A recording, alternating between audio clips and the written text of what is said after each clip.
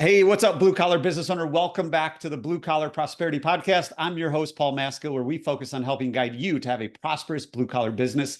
Today, we have with us Craig Jooste.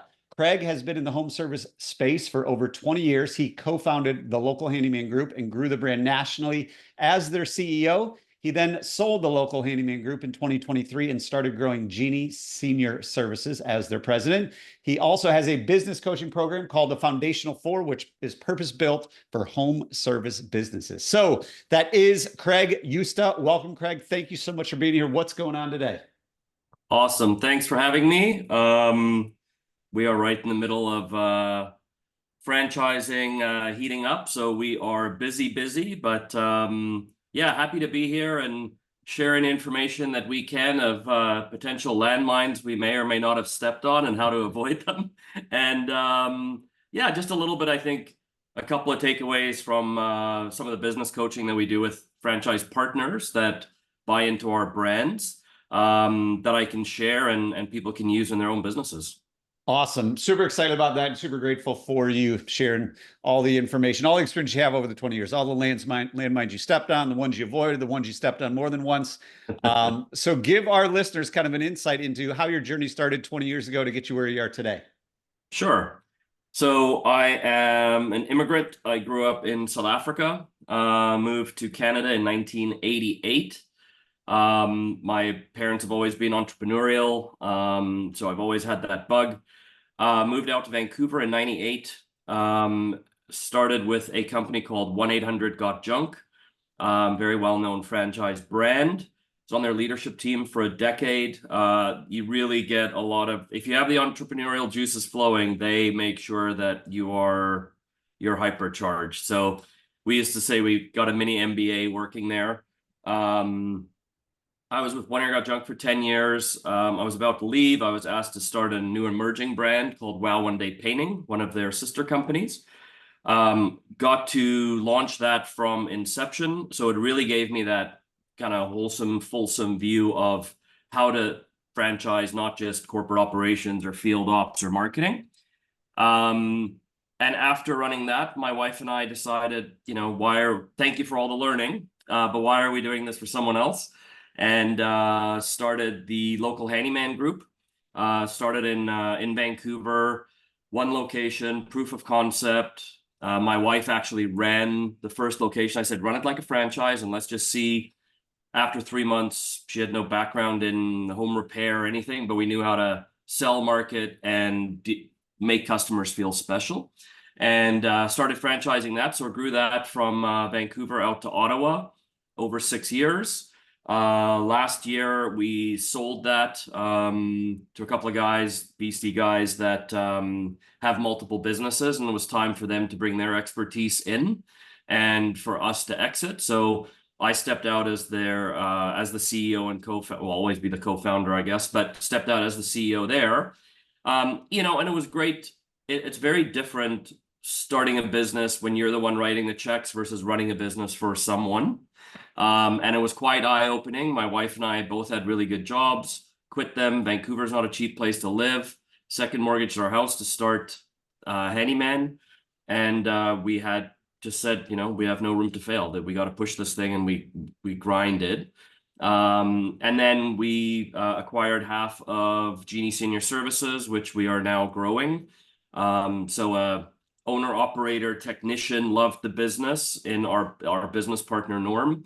Started the company, knew nothing about franchising. And we said, hey, why don't we partner with your passion and systems operationally? And with our background in franchising, let's grow this thing and make it big. And that's what we're currently doing.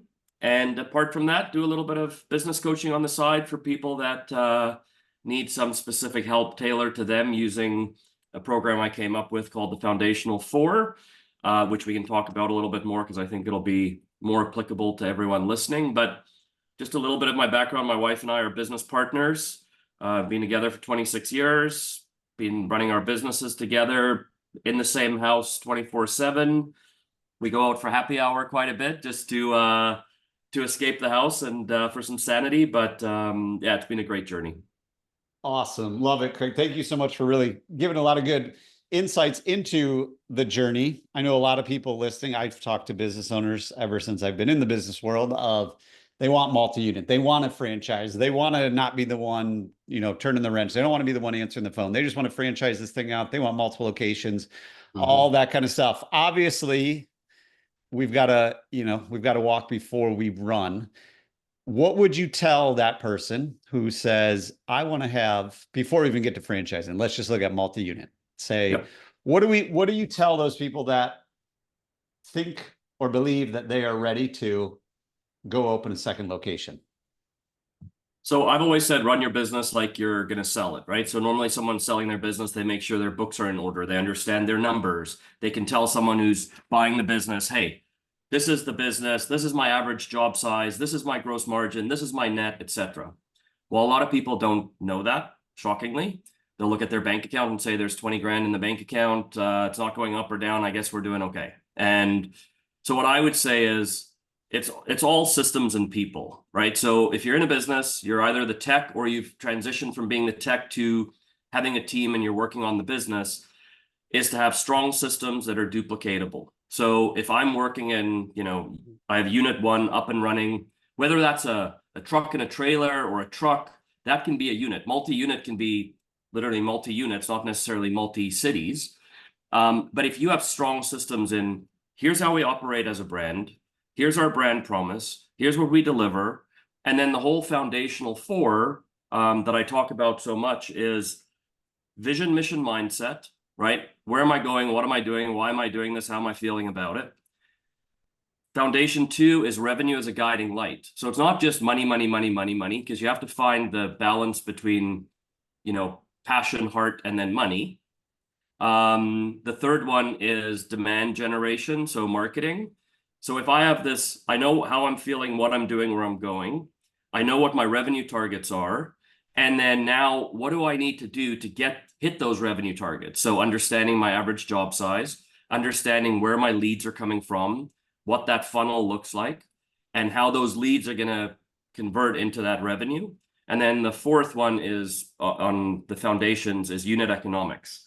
So understanding what's my gross margin, what's my cost of goods, what's my net, so that as you look at that, I'd rather have a $500,000 business and I'm making 150 grand in profit than $1 million business and I'm making 75 grand in profit, because you have all that risk and work you're doing and it's not translating into actual profitability. So I think the first thing for someone to really understand is, do I have the systems and the know-how in my business? And how am I going to duplicate that to the next thing? That's what we do in franchising, right? Is systems, brand, promise, vision, mission, goals, worksheets. And we take someone and go, okay, let's take you through all this stuff. When you get to in Genie, when you get to your first truck and trailer, and it's, 15 jobs a month with an average job size of 3K, that's 45K. Between a pack and a move, that's where your efficiency is at about 90% for that unit. Now it's time to look for the next truck and trailer. And then now we need to amp up networking and marketing, etc., to then drive leads to not just fill the one that's full, but fill the next one. So I think it's really understanding those before you jump on the next thing. Love it. And that the foundation forward just makes it super simple. First, we got to know where we're going, vision, mission, mindset. We got to be all in on that. Then we got to know how much revenue we actually want to do. So have our revenue targets, number 2. Then demand generation. We got to know, how are we going to get to that revenue? Not only are we going to generate the leads, but then we're going to convert the leads. We're going to have the right average ticket. We're going to have all the things in place. And then the unit economics, again, without that cash flow, it doesn't really matter. And the example you gave is perfect.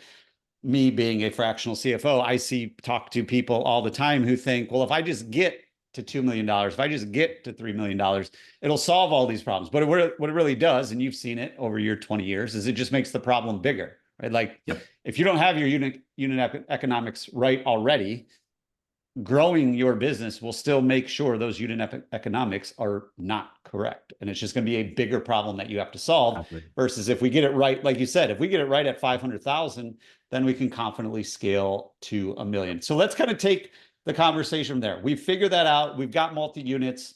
Now we want to franchise. A lot of people want to franchise. Give the listener out there who is interested in franchising their concept some of the ins and outs, things that we have to do, the non-negotiables, the things that we need to avoid. What really needs to be in place? Because I feel a lot of people believe they can franchise within like, no time, and they have no proof of concept. They don't have a business, they don't have a unit running on its own. But what are some of those non-negotiable things they have to have in place in order to confidently scale via franchising? Sure. So I have good friends that are accountants and lawyers, but I don't like accountants and lawyers. So you need to know the numbers. You need to have your books in order. When it comes to franchising, whether it's Canada or the States, there's different countries that don't have big franchising laws. But there's quite a lot of technical, legal, and accounting items you need to have in place. So, some of the basics is your brand trademarked. And is that in the US or Canada, and where are you franchising? Do you understand franchise law? There is a lot of complexity. I've taken 2 people through this as a consultant, doing kind of on this, helping them on the side to say, do you understand that you need an ops manual that says X, Y, and Z? Do you have a trademark? Do you know that all your books have to be done in a certain audited process, which is like in Canada, it's called a review engagement. So we do a review with the CRA every year, and it's 10 times what it costs to just do a normal corp filing. But you need that because those books need to go into your disclosure document. You need to disclose properly. You need to understand the legal ins and outs of not making earnings claims so that you're going to get sued down the road if something goes sideways. So there is actually quite a lot of technical on the accounting and legal side, and there's costs associated. So, when someone says, oh, you want a franchise agreement, it's going to be 25 grand. They're like, for a piece of paper? It's like, yep. And the same with, hey, instead of doing your $1,500 corp filing, it's going to be $13,000 because we have to ask you these 300 questions because it's in a review form. So there's a lot that goes into the franchising side. It's not as simple as possible. And I think people that do it on the simple side can get into a lot of legal issues down the road. An agreement, when it gets pulled out, if there's an issue, but normally, if people are like, hey, I can do a deal on the back of a napkin, if everyone's happy and no one complains, it's a non-issue. But you do these things in case, and things happen in people's lives, right? So I think truly understanding in the States becomes even more complex because there's 14 registration states. So you can go into Florida and file your FDD, your disclosure document, and it's a quick filing and it's done.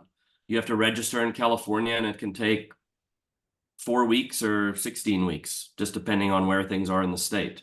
So you do have lawyers that can help you with that. But there is a lot of costs associated with the documentation side.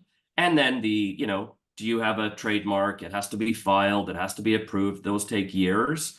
You can have a filed trademark, as an example, in your documents. And then when it's actually, an application trademark. And then when it's filed, you just change the wording in your documentation. But there is a lot to it. And the other part is, it's not like going public, but you are growing with other people's money and trust. And so you are bringing, we call our franchisees franchise partners, because they are partners in the business, and our success depends on them, and how we support them and how they do, and that we bring the right people in. So franchising can seem sexy. I know a lot of people that have grown multi-unit without franchising that do extremely well and have full control of everything. You do have full control as a franchisor, but you have other people involved that you just need to be aware of. Yeah. And those people aren't cheap, like you said. But if you have, even going back to your foundational 4, if you have that vision, the mission, the mindset, you have all that in place, there is obviously, you've proven it. Other companies have proven it. The Neighborlies of the world have proven it, that it is a very viable model. If you do it the right way, take your time and understand that it is a whole process, and not just, hey, I want a franchise, let's go sell a franchise, Right. in the city across the state starting tomorrow. One of the things you mentioned there is we can also just scale by owning everything. There's plenty of, successful, especially look at the private equity world. They scale across the country and they own all of those companies. So let's kind of look at that option as well for scaling, where do you see most business owners get stuck when they are scaling their business? They own it 100%. They're not going the franchise route, but they just want to grow their business. Where do you see most business owners getting stuck? I think the roadmap, the lack of, is okay. I want to get bigger. Well, what does that mean, right? So, do you have the capital to expand? Do you need more equipment, right? Depending on what business you're in. Home services is, I love it because there aren't leases and expensive build outs, and half the time a new unit could be a wrap truck that's costing you $1,200 a month, right? A pickup truck or whatever it is. But I think really understanding what does it look like, because as people grow, you grow your business, you get to say, you have a tech or a widget, whatever you're doing, and you get to about 80%, and it's like, okay, we're ticking along now. We kind of understand our numbers, blah, blah, blah, blah. Now I want to go to the next and have 2 of these units. Well, your growth, your expenses go up, and your growth doesn't go up as fast as your expenses. So you really need to understand that you are now making an investment over the next 3 to 6 months into this next unit that's going to yield, not tomorrow, but in a couple of months. So I think people just need to get that through their head, because I think people get stuck on, some people can just be a little bit scared. It's like, okay, it's more people, more stuff, more equipment, more product, whatever it is. But I think if you have a clear vision of what does the next one look like, once you do it once, I think going to unit 3 and 4 and 5 is easier, because the scariness is gone. And you've now actually gone through, what does that cycle look like? What does the next 12 months look like of adding this second location, unit, whatever it may be. And I think if you have your head wrapped around that, and if we were going to bleed a couple of grand a month or whatever for the next 3 months, we have that put away, and, worse, medium, good budget. If you can live with the worst, you're going to be okay. But I think people get a little bit stuck on, okay, how's this going to work out? And I think that comes to that clear vision and actual planning. Yeah, and I mean, I see it all the time as a CFO. Is how do we balance still maintaining our cash flow while also still growing, right? And like, I think Vern Harnish talks about it, like the black hole, like going from 1 million to 5 million is like, we've got to lay out money for things we need before they actually fully recoup and start, being worth what we need. Like, we need a second CSR before they're 100% at capacity. Right. How long does it take to get them to capacity so that the business can fund it? And then, like you said, is it 3 months? Is it 6 months? How much cash do we have to eat until we get there? And a lot of times it's tricky to forecast that, project that. And a lot of times we don't realize it's an issue. You've probably ran into it. Your clients run into it. We don't realize it's an issue until it's an issue. Like, oh man, we should have seen this coming. Now we're out of cash, or now we're struggling. Our line of credit's maxed out because this is taking longer than we expected, or we didn't anticipate this, or we're not hitting these numbers, or whatever it might be. So with that being said, what have you found kind of the best strategy to really kind of, whether it's overcome that, balance that of, hey, I want to keep growing. I know exactly, like, we know exactly where we want to go, but now we got to kind of figure out how are we actually going to get there, and what do we need to do next, and how do we pay for it and all that. What are a couple of things that you found have worked over the years of kind of mapping that out, strategizing that out, and then going to execute it? Sure. I think it's doing the kind of eating the elephant one bite at a time, right? So we look at, I'll sit down with franchise partners, whether they are new with us or they've been with us for a number of years, and we'll go, okay, where are we in the business? So we literally do a SWOT, so strengths, weakness, opportunities, and threats, as to where they are in that moment of time. I'm new, I'm not known, I need to get the brand out there. What's my brand play, blah, blah, blah, blah, blah. Or I'm at this level now. Okay, so what are our strengths, weaknesses, opportunities, and threats? And it literally, I always joke, I'm a simple guy. Like, I have forms that we share where someone prints out a SWOT and I'm like, scribble on it. Like, just go old school with the pen, scribble on it, print out 5, I don't care, and then let's review it. And it's amazing how people kind of can really crystallize things as they're writing and thinking about it and taking a weekend where their head's clear. Then it's the like literally quarterly budget. So what does the next 3 months look like based on what we currently know and based on we're guesstimating, but what is, you know, a budget's a budget until you start, and then it's forecasts and actuals, you know what I mean? So so I think doing it by quarter, so, you know, perfect world, it's April 1st, it's springtime, we've kept whatever, we mow lawns, we have a truck, we have a couple of lawnmowers, and guys, I want another truck, a couple of lawnmowers. So what does that look like? Okay, I've got these expenses that are going to hit in April because I have to actually buy some stuff. I got to lease some stuff. What does April, May, and June look like? And I think if you condense it into small little chunks, it's not as overwhelming to plan. No one likes to just sit down unless you're a corporate strategist and planner. No one wants to just sit there and overthink stuff. So I think it's those little bits of what does it look like? And I think people can then take that step. But it's also you have to start, right? Like a lot of people overcomplicate and next month they're, oh, we'll wait for this or whatever. Sometimes you got to go to the island, burn the boats, and you just got to make the island work. That's if you're all in. And so I do think just starting, I had breakfast with a friend of mine the other day who's left the corporate world, now figuring out what he wants to do business-wise, and then started talking about all this analysis and planning. And I said, at some point, you just got to start, right? So at some point, you got to believe in yourself enough or not to go and buy that next truck, buy the 2 lawnmowers, and market more, because that's what you need to do. And sometimes it's overcomplicating with all these fancy things when it's like, what does April, May, and June look like? And can I duplicate that in July, August, and September? So for me, it's starting with the small things.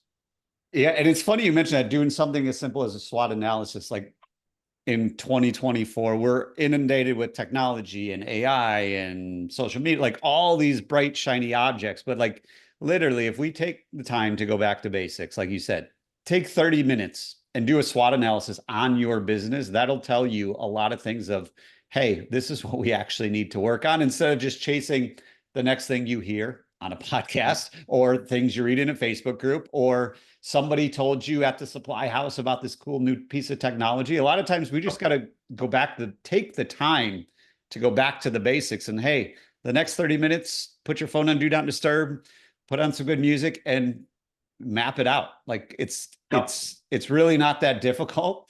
We overcomplicate it. And like to what you said, just start. One of my favorite quotes ever. I live by it. I tell everybody I can. The best time to plant a tree was 20 years ago. The second best time is now. You just got to start, because what it'll do, to your point, if we burn the boats, it'll force us to make that work, right? Like if we buy the mowers, we buy the truck. Now we've already done the math, assuming like, okay, yes, this will work. We know the demand's there. We will then be forced to go get more customers because we burned the boats. We bought the mower, bought the truck, hired the person. Now let's go do it. And if we have historical data of, hey, historically, April, May, and June, this is what we do. If we do X, Y, and Z, this is what we can do. Now let's go do it. Yep. I have a friend, sorry to... no, go ahead, fire away. I have a buddy of mine that does a lot of business coaching as well. And we talk about it all the time. Like coming from where I got junk, it was a lot of guerrilla marketing.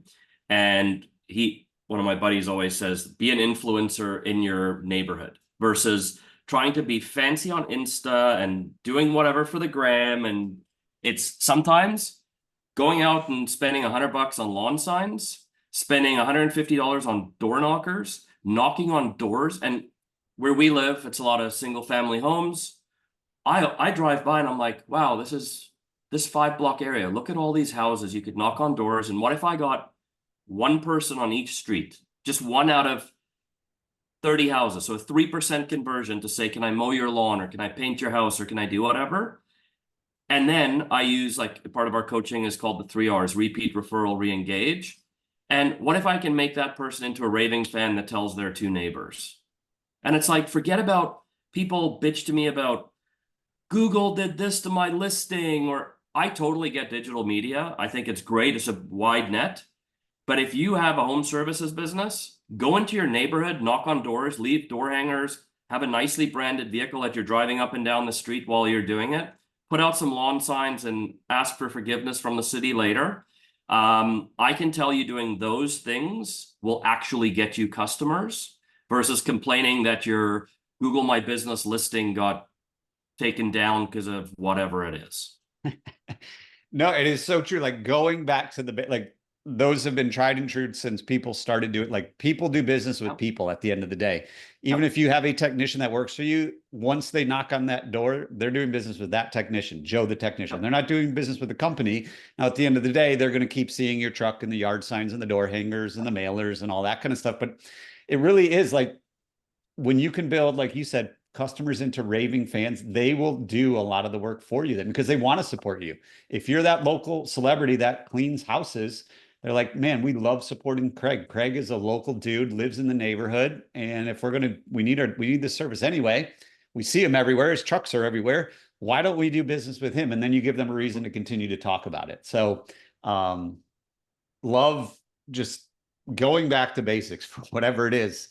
Whether you need to do a SWOT analysis, whether you need to do a budget, whether you need to do marketing, we do get so caught up in all the other things when really at the end of the day, you know, it's going to come down to those relationships you're creating. So we're going to start wrapping this up, Craig. You've given us a ton of different things we can do, a ton of great insight, landmines to avoid, things we should be doing, foundational for things we need in place if we want to franchise, things we need to look at if we're going to have, you know, multi-location or multi-unit.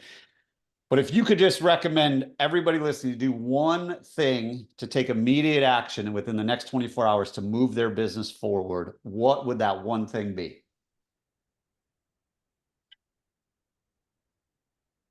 To me, it's a toss-up between vision, mission, mindset, and the SWOT. Where are you today? So I would say, if you could sit down, when I got junk, it was called the painted picture. Okay. What am I doing? Where am I going? We used to call it leaning into the future. What does it look like in 12 months from now? If I can lean into my office, into my truck, what are people talking about? What does it smell like? What are we doing?